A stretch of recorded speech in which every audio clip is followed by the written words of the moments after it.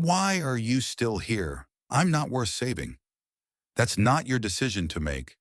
For 6 long months, he said nothing. Not a single word. Not to the nurses. Not even to Clara, the only one who stayed. But the day she walked away, something broke. He picked up the notebook she left behind, whispered her name, and confessed, I was the one who designed the building that burned. My wife, my daughter, they died because of me. And what happened next? Between a nurse who never stopped believing and a man who thought he no longer deserved love, will stay with you forever. Clara Jennings didn't become a nurse because she loved hospitals. She became a nurse because she knew what it felt like to be helpless while the system moved too slow, too late. When Clara was 16, she was home alone with her younger brother, Eli. He was 8 years old, nonverbal, and autistic, soft-eyed, gentle, and sensitive to the smallest shifts in tone and light. While other children played tag, Eli clung to the edges of rooms, drawing quiet galaxies in crayon. But to Clara, he was everything. Her moon, her tide, her entire world in orbit. That winter evening, Eli had a seizure, a violent, sudden storm that overtook his small body while Clara held him, frantic, on the kitchen floor. She called for help. She screamed into the phone, but the dispatcher didn't understand the urgency. The ambulance didn't arrive in time. The ER was backed up, the system overwhelmed. By the time her mother arrived, Clara was in the back of the ambulance, holding Eli's hand, trying to hum the lullaby he always liked, the one he never sang but always listened to with wide eyes.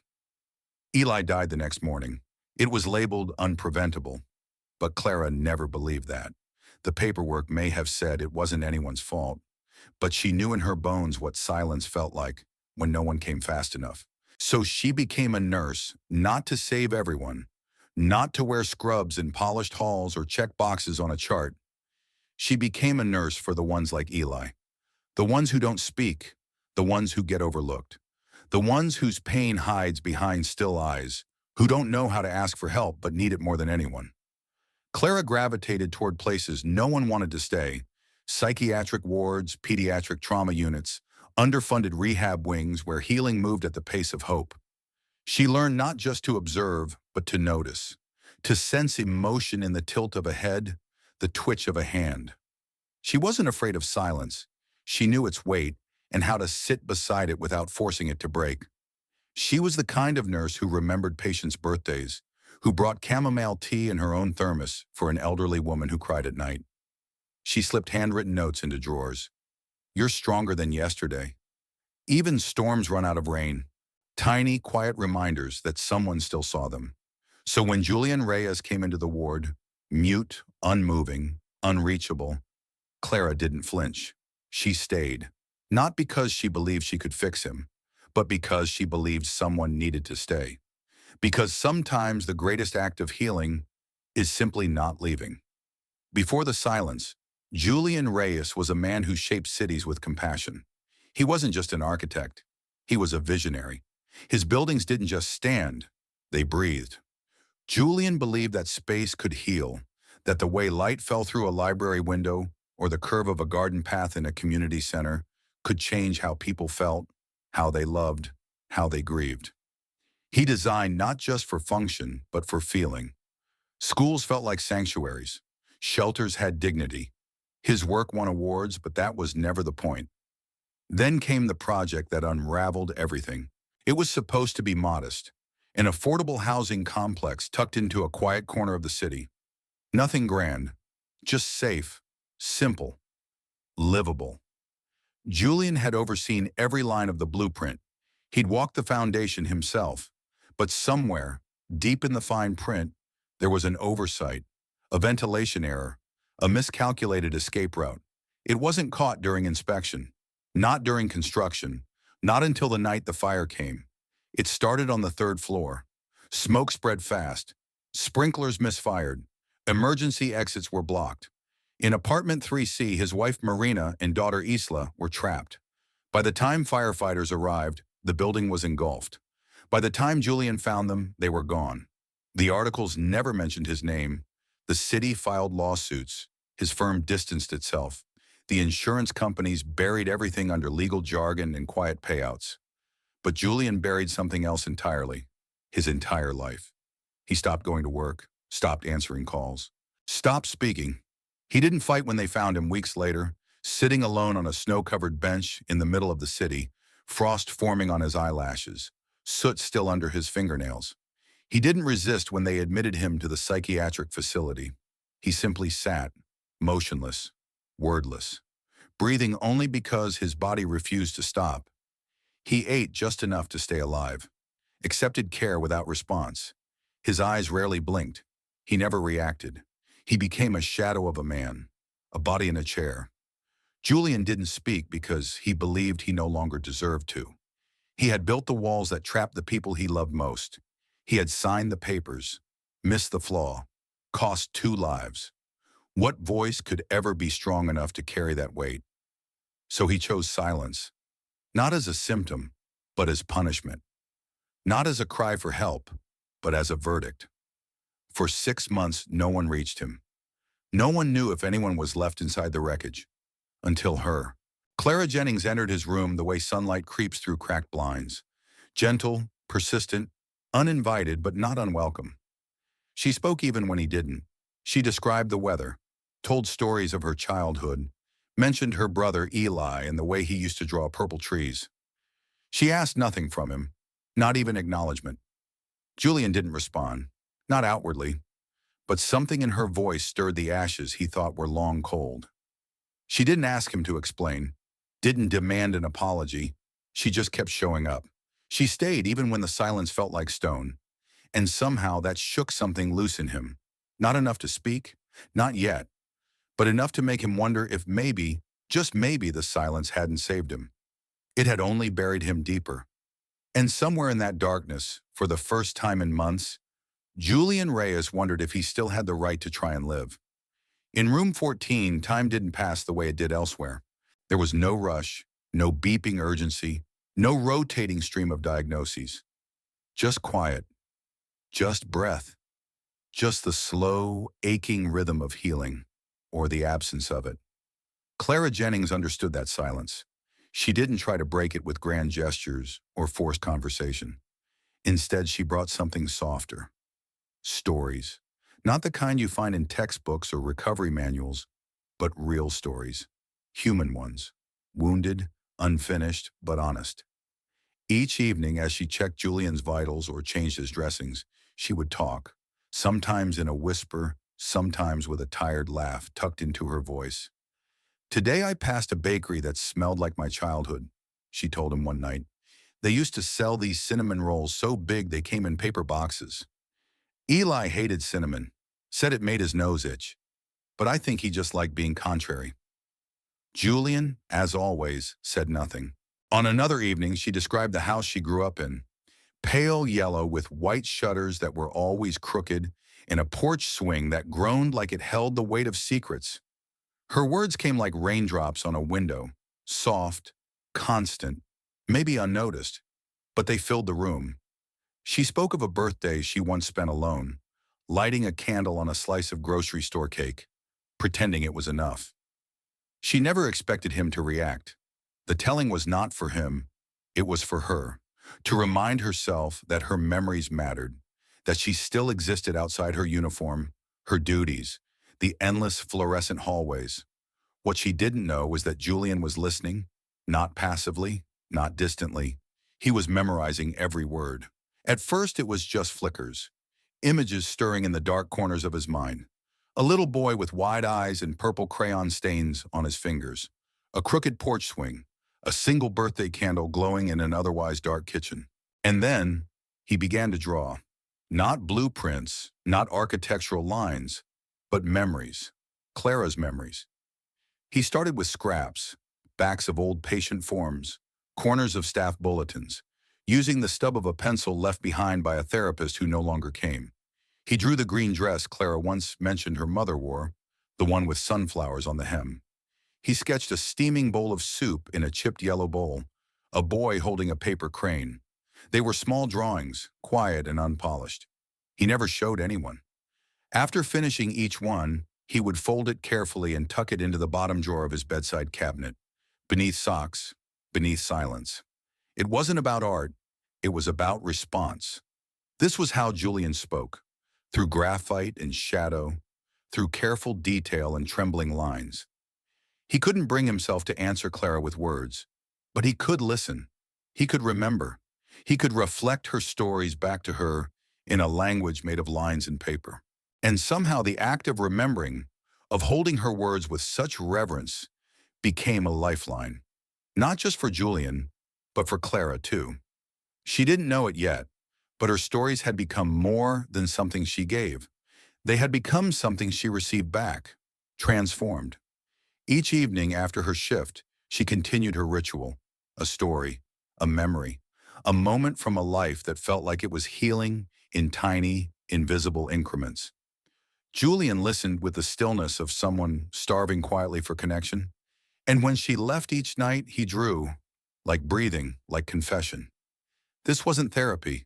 This wasn't recovery. This was two broken people, unknowingly building a bridge between them. One story, one sketch, one act of quiet attention at a time.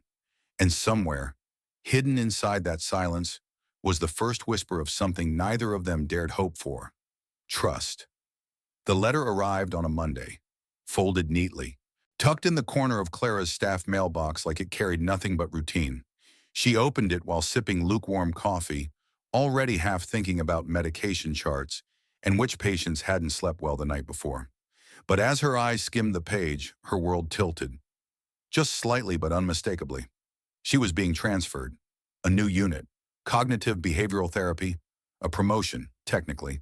A nod to her skills, her gift for connecting with difficult patients, they said. New responsibilities. New faces. A brighter wing, perhaps. But not room 14. Not Julian. Clara stared at the paper as if it had betrayed her. Her first instinct was to protest, to find the administrator and beg them to reconsider. But the decision had been made, signed, filed, finalized. Her supervisor clapped her on the shoulder and called her a quiet rock star. Clara nodded, smiled tightly, and walked away. The rest of her shift passed like a dream fading under harsh light. Her hands moved automatically, checking vitals, dispensing medication. But her mind floated elsewhere. It hovered by a drawer full of hidden drawings, by a man who hadn't said a single word but had become the echo of her voice. When the time came to visit room 14 for the last time, something in her chest tightened. She stood outside his door for a long moment, longer than usual. Then with a deep breath, she pushed it open, one final time.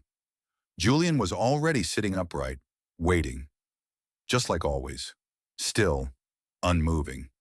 But his eyes followed her, and this time, she felt the weight of them in her bones.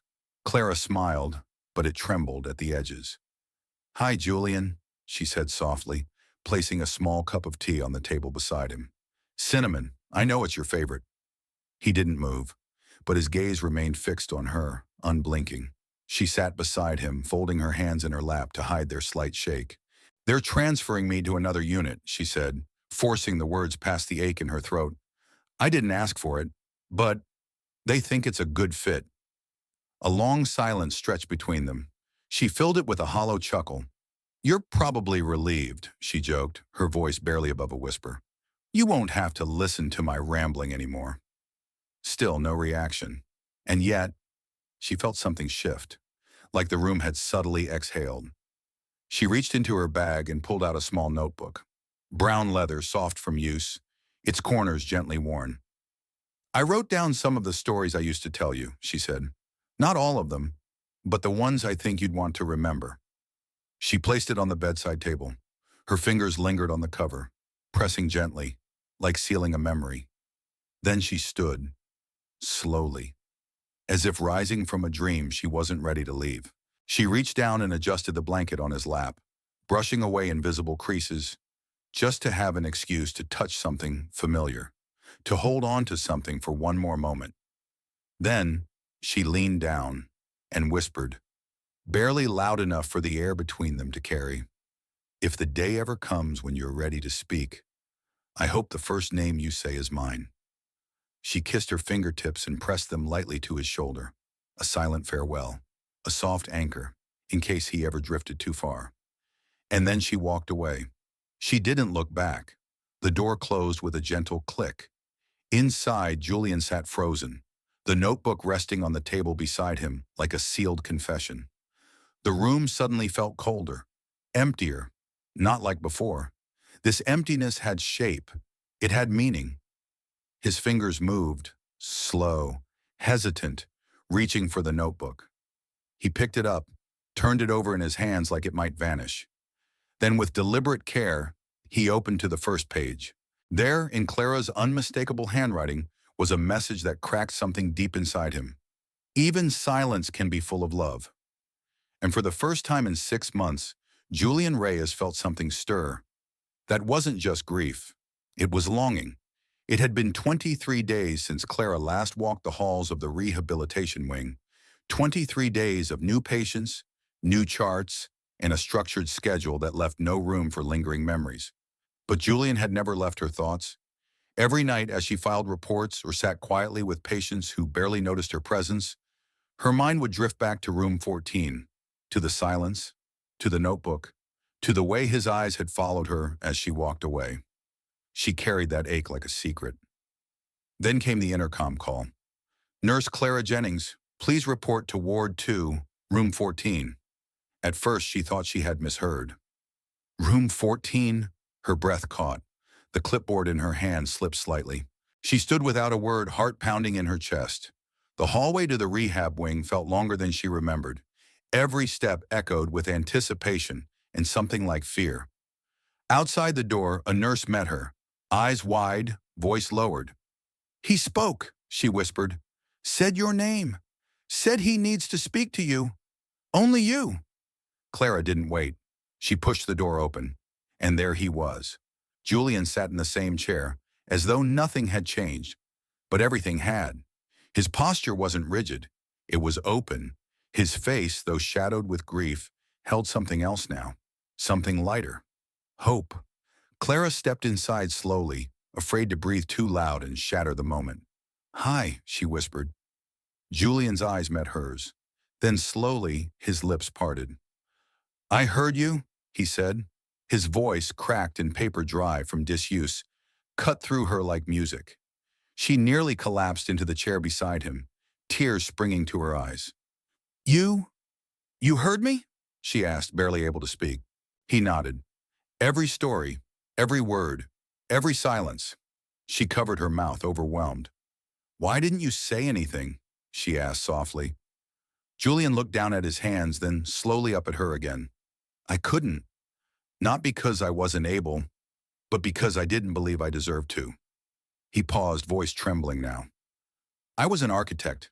That building, the one that burned, my name was on it. I missed something, a flaw, a fire escape that failed. And because of me, Marina and Isla are gone." His shoulders shook. His voice cracked. "I buried them, and I buried myself with them. I stopped speaking because I thought I no longer had the right to." Clara didn't move. She didn't speak. She just listened, with her whole being. Finally, Julian turned to her. His voice was barely a whisper. "Clara, can you forgive me?" She reached for his hand, wrapping it in hers, warm and steady. "Julian, you've already been forgiven, long before you ever asked." And in the quiet that followed, not a word was needed, because in that silence, something else had finally spoken. Grace. The morning after Julian spoke, Clara arrived early. There was something lighter in her steps now, but her heart still ached with the weight of everything unsaid, of months spent pouring herself into a silence she never thought would speak back. She was walking past the nurse's station when Nina Park, a soft-spoken staff nurse, gently caught her by the elbow. "Clara, there's something you need to see," Nina said, her eyes wide, voice low. Clara tilted her head, curious but cautious. "What is it?" "Julian's art. He asked for you this morning, said he was ready to show you." Without another word, Clara followed her down a quiet hallway, one she had rarely entered. The far end of the rehabilitation wing, the art therapy space. She had almost forgotten it existed. Nina opened the door and stepped aside, and Clara stepped into breathless wonder. The room was flooded with soft morning light spilling through tall windows. Scattered across every wall, taped, pinned, propped, were drawings. Dozens, maybe more. Some in charcoal, others in colored pencil or pastel. Some were rough, edges torn from hospital forms. Others framed with care. Clara moved slowly as if afraid to disturb the air. A portrait of a woman smiling, a crooked grin, a dimple only visible when she was about to say something mischievous. Her mother. A watercolor of a faded yellow house with sagging shutters and a porch swing. Her childhood home. The bakery she used to pass as a girl, the windows glowing golden, the sign hanging slightly crooked, just as she had described it. And then, Eli, a pencil sketch of a little boy with big eyes holding a paper crane, his smile shy, his posture familiar, drawn not from a photo but from memory. Clara's breath caught. Then near the center wall, she saw herself. Not a clinical image, not a photograph, but her, as Julian saw her, laughing, eyes bright, head tilted, a coffee cup in one hand. Alive, real. Her knees nearly gave way. He had remembered everything, every story, every moment, every small truth she had given without expectation. And now, here they were, drawn in silence. It was his reply to every word she had spoken, and it spoke louder than any voice ever could. The sun had just begun to rise when Clara and Julian stood at the gates of the rehabilitation center, small overnight bags slung over their shoulders. The air was crisp, quiet, filled with the weight of what they were leaving behind, and the hope of what might come next. They boarded a bus heading north toward the countryside, toward the town where Clara's mother once lived, a place of lavender fields, creaking porch swings, and sidewalks that remembered her name. It wasn't just a return, it was a beginning. Months later, nestled between a weathered bookstore and a white-steepled church, stood a modest brick building with a simple wooden sign, the Harmony Center. Inside, there were no sterile hallways or rigid routines. Instead, there were open tables covered in art supplies, shelves filled with blank journals, and soft chairs facing tall windows where light poured in. This was their vision, Clara and Julian's, a place for healing that didn't demand words, a place where veterans painted their nightmares, where grieving children turned silence into poetry, and where survivors found their voices again, through color, through memory, through story. Clara led writing workshops and reflection circles, guiding patients with the same compassion she had once offered in quiet hospital rooms. Julian taught visual storytelling, charcoal, watercolor, the language of hands when voices failed. They worked side by side, not to fix what was broken in others, but to walk with them as they began again. Because they knew, healing doesn't happen in grand declarations, it happens in safe places. And this little building in a town that once held Clara's past, had become the soil where both of them finally began to grow. The sunlight streamed through the tall windows of the Harmony Center, casting soft gold across the room. Folding chairs lined the space, voices murmured in anticipation, and the scent of baked apple tarts from the cafe next door lingered in the air. Clara stood near the front, holding a slim book in her hands, its cover simple, its pages heavy with memory. Her name was on it now. Stillness Speaks, a collection of stories born from silence, sorrow, and survival. The room quieted as Julian Reyes took his place behind a small upright piano. No introduction, no spotlight, just his fingers poised over the keys. Then, he played, a piece he had written for her, no lyrics. Only melody, only movement. It was full of everything he could never say, soft beginnings, aching pauses, crescendos that rose and fell like breath. When the final note faded, Clara stepped forward. Her voice was steady but laced with emotion as she read from the final passage of her book. I once cared for a man who did not speak for months. I told him my stories, my regrets, my fears, never knowing if he heard me.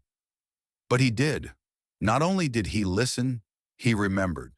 And in the quiet, he gave me back every word, in drawings, in music, in healing. She closed the book. The audience applauded gently, some brushing away tears. Then Julian crossed the floor. From his pocket, he pulled a small, hand-carved wooden box. He opened it slowly, revealing a ring. Simple, warm, made of polished wood. Inside, etched in fine script, were three quiet words. We chose again. He knelt before her, voice low but unwavering. If you can forgive me, can you love me again? Clara's breath caught. Her eyes shimmered. She nodded. Yes. The room erupted in applause. But to them, everything else fell away. Because their love wasn't perfect. It was better. It was healing. It was honest. And it was chosen. Not once, but again. From ashes and silence, they had built something whole.